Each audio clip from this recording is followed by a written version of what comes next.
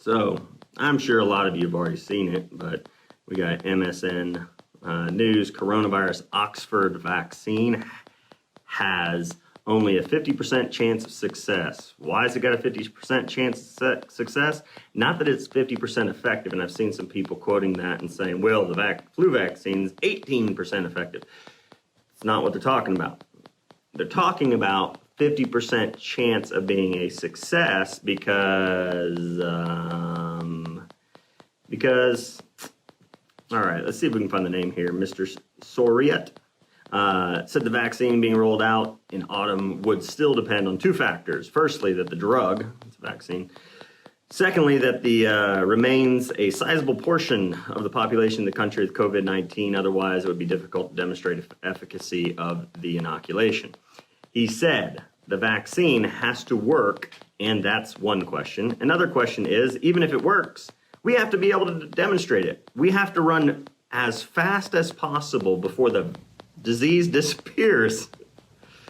We have to run as fast as possible, create this vaccine as fast as possible, because if we don't create it as fast as possible, the disease is going to be gone. Yeah, folks. These are scientists. Sitting here saying that they need to, we got to run really fast, Betty. This vaccine is not going to be here, and everybody's already going to be through it. This disease is already going to pass us all over. The spirit of death is going to pass us all over before we even have a vaccine. So we better hurry up and get this vaccine before we don't need it anymore.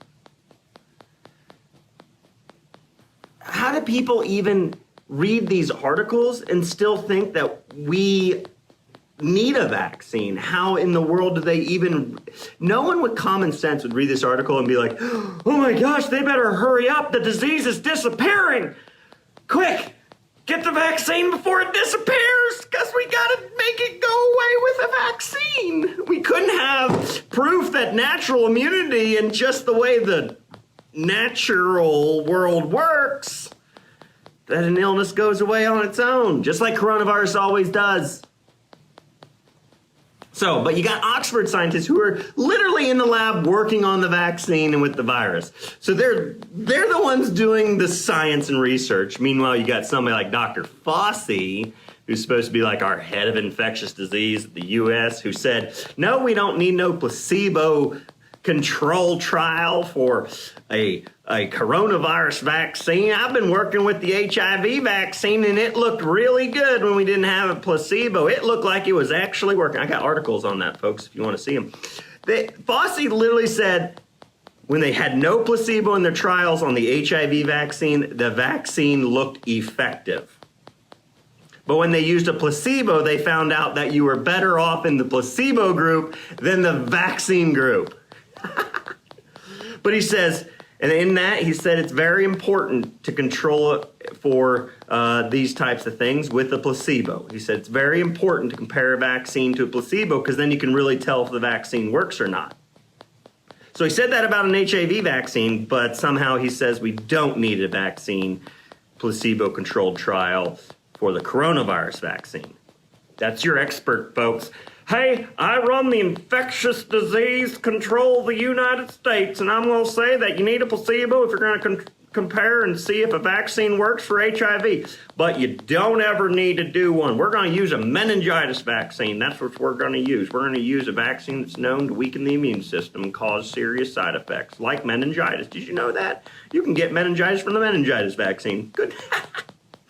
Oh, boy. You got to love how... No, I don't love how stupid they are and how evil they are. I hate it. It's ridiculous. What's up, Patrick? Love you, brother.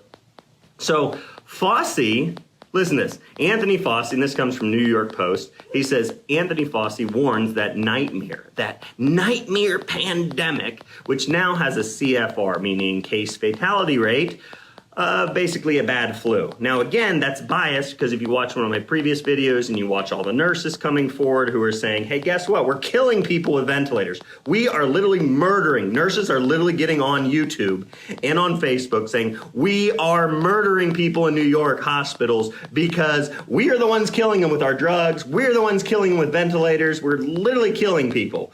I mean, shoot, you can take a healthy person and put them on the same dang drugs they put a person on before they have to put them on a ventilator. They have to put them on drugs that suppress their immune system. Guess what peer-reviewed medical literature says? It says you weaken somebody's immune system and you can cause what's called ventilator-associated pneumonia. You take somebody with COVID, you put them on a ventilator, you cause ventilator-associated pneumonia, but then you say, we did everything we could. We did all we could. Yep, this is how hospitals and doctors get away with it. They get to act like they're doing something good. Now, there are lives that can be saved in emergency situations by ventilators, but I'm telling you, this is what's happening way too often, and nurses are admitting to it. They sit back and they say, we did all we could, folks. We did all we could to save their life. When had they never touched the person would have lived. But they're the ones causing pneumonia. I think it was like up to 30% of people getting on a ventilator will contract and have ventilator-associated pneumonia. Yep. Nurses admitting they're killing people. And then people like my patient's daughter, who was a nurse in Florida, and literally she says, Dad, somebody came in from a car accident, needed a ventilator, so we tested him for COVID, and because we can get higher reimbursement, they get more money when it's a coronavirus ventilator use. So they would have made less money doing the same procedures for somebody who just came in from a car accident. The man was a pedestrian struck by a car, needed a ventilator. So they wrote on his death certificate and on his paperwork in the hospital his diagnosis with COVID. He was struck by a car, but his death is a COVID death. Just like that child I talked about in a previous video who died of SIDS. In the reports literally admit the child would have been considered a SIDS death because we don't know what caused him, but because the body of that child tested positive for coronavirus, which could have been there in the first place and not causing any ill effects like it does for all the other children. They had no signs of coronavirus illness whatsoever. But the child was a COVID death, where before the announcement, I don't know if it was a mayor or governor or who it was, announcing this child's death, said we are considering it and statistically using it as a COVID death, a coronavirus death, but the child didn't die of coronavirus. That it's unlikely that coronavirus caused the child's death, but we're using his death, or that little girl, I believe it was a little girl's death, to inflate our statistics, to make this look like what Fauci is saying here in the New York Post, that this is a nightmare pandemic. It's a nightmare. It's a nightmare of medicine. This is a pharmaceutical government nightmare. That's what we're in right now. We're not in a pandemic of illness and a need for a vaccine. We're in a nightmare of government overreach and pharmaceutical overreach. That's the nightmare right now. Watch this though. Anthony Fauci warns that a nightmare pandemic isn't close to over. He says, Fauci said vaccines will be the only way to stop the spread of coronavirus. Though he did express confidence that the antidote is in the works. God's already provided the antidotes, folks. You've got countries like Madagascar, using wormwood, sweet wormwood in soda. They literally get a drink, a carbonated sugar and wormwood drink, and it's enjoyable, and they prevent coronavirus. All right, so I wanted to make sure that I finished the thought here, and I'm going to be very quick and simple because I'm going into shift already. But I will get my staff to pin and post these two articles. But again, you can Google them very quickly and simply for yourself. But we had two articles that I want to compare and contrast and just show the world, and hopefully people with any common sense can see they are either making horrible, horrific mistakes, or they are playing us. They are lying to us. They are deceiving. Somebody is wrong. Somebody is either lying, or somebody is just don't deserve to have positions, and whether it be our government positions in infectious disease like Fauci or Oxford scientists. But there's several articles that I'll kind of touch on, and you can kind of use to gauge and gain a better understanding. Way back in, let's look at this. This one is Coronavirus UK. This came out of Express, home of the Daily and Sunday Express. So you've got March 26, 2020, you have an article coming out that Coronavirus UK shock Oxford study suggesting that 50% already had been infected, and slammed by experts. So an Oxford scientist, a researcher, came out and said, if we look at this, it is already likely that this didn't start when they said it did in China. This was already circulating the globe, and that roughly 50% were already infected. That was out of Oxford, and that was back in March. Also, there was another one in the week. This came out of Time Magazine, I believe it was. Let me look here. Newsweek. So this one came out of Newsweek. And this one is the Oxford study suggests millions of people had already built up coronavirus immunity. They had said that, all right? And so the scientist at Oxford said, we've been seeing this circulate already, all that bad cough people were having before. People have already gotten this. So you take those that were published back in March by Oxford scientists, and then you now see these next two. Well, on 5/24, so just last month, a couple weeks ago, you got this article out of MSN that says coronavirus, Oxford, again, Oxford's really involved here. Oxford vaccine has only 50% chance of success.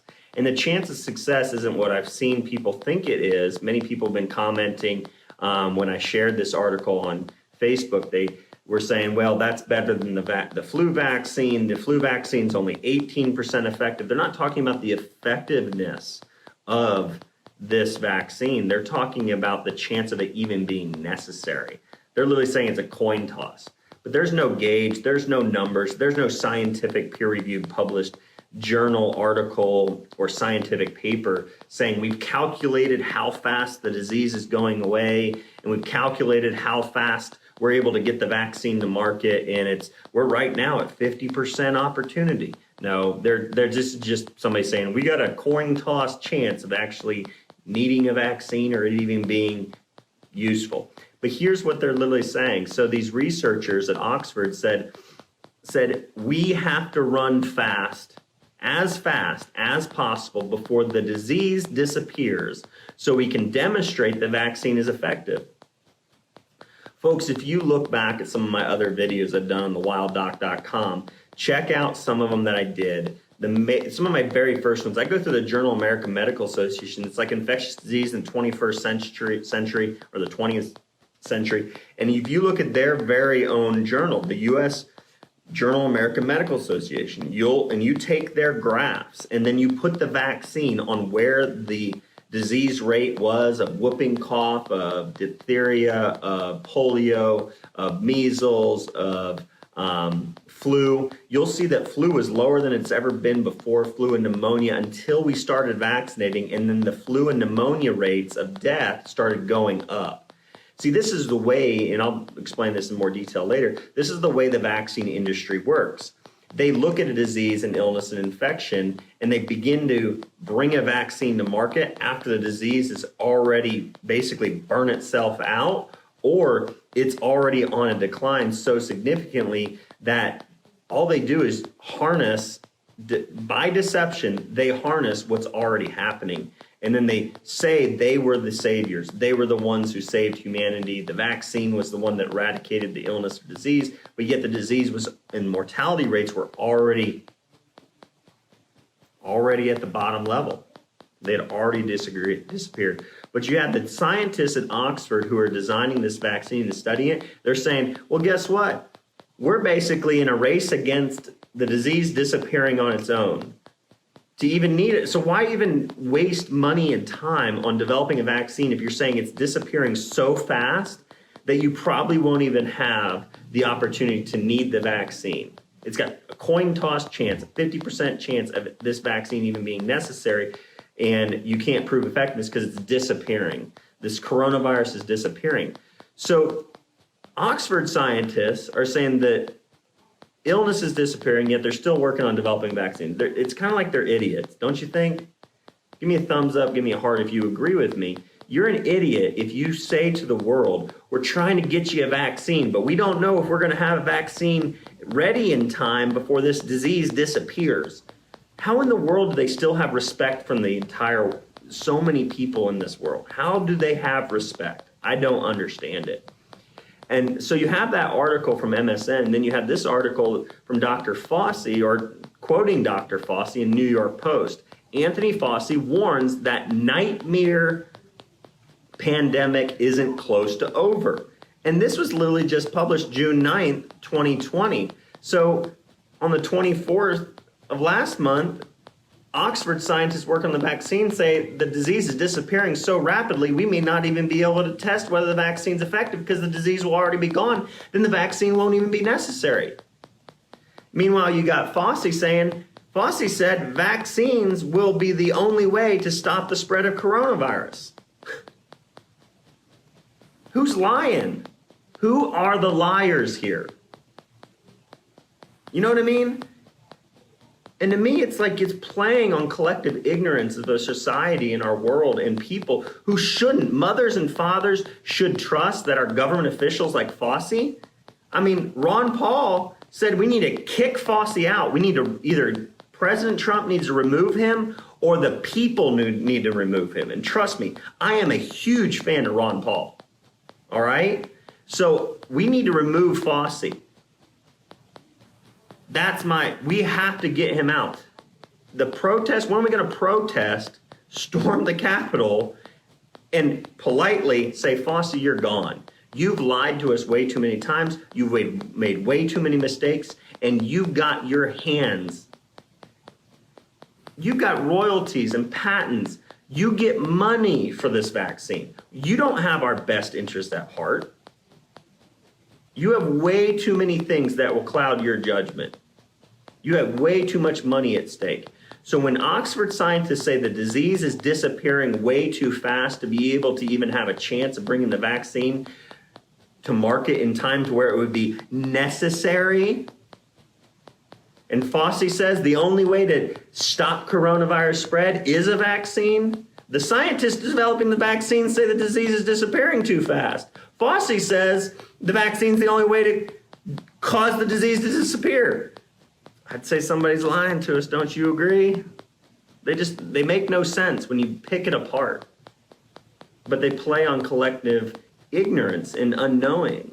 People who shouldn't have to. Mothers and fathers should trust our government. We should be able to, but definitely shouldn't right now. Don't.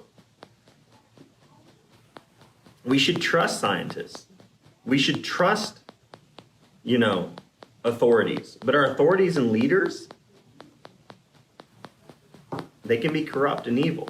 And when they're lying to us and they're scheming, I think about it, and I know that I mentioned it a while back, but it's in 1 John where it would be tossed around like children in the waves, with children of faith, would be tossed around by the scheming of men, by the schemes of men, large-scale deception and deceiving. Jesus Christ, when the Pharisees conspired to kill Jesus Christ because he healed a man on Sunday, that was like the nail in the coffin of Jesus Christ. That was the nail on the cross. The figurative nail on the cross was because Jesus healed a sick man on Sunday.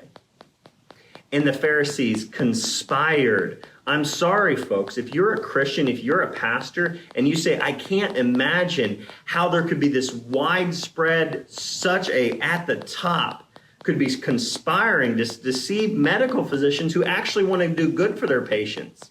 But they're deceived because of the conspiracies and the deception, the schemes, all right? Multiple times in the Bible, it talks about the scheming and the deception and the lies and the conspiracies of men at the top level of government and religion. Take a note. The Bible lays it out there for us. We haven't gotten better. We've gotten worse. It's going to get worse. So the reality is they are scheming. They are lying. They are deceiving. Without a shame, you can't have an Oxford scientist saying the disease is disappearing so fast, the coronavirus is disappearing so fast, we can't even get a vaccine to market to actually make a difference. But meanwhile, you got Fauci over here saying, well, the vaccine's the only way to make the virus disappear. But Oxford's saying it's disappearing already. Fauci's saying the vaccine has to be here before it disappears. Vaccine makers are saying it's disappearing so fast we can't even prove the vaccine to be effective. Somebody's scheming and lying, folks. All right, love you all. Share the truth. Don't just like it. It's the only way we save lives.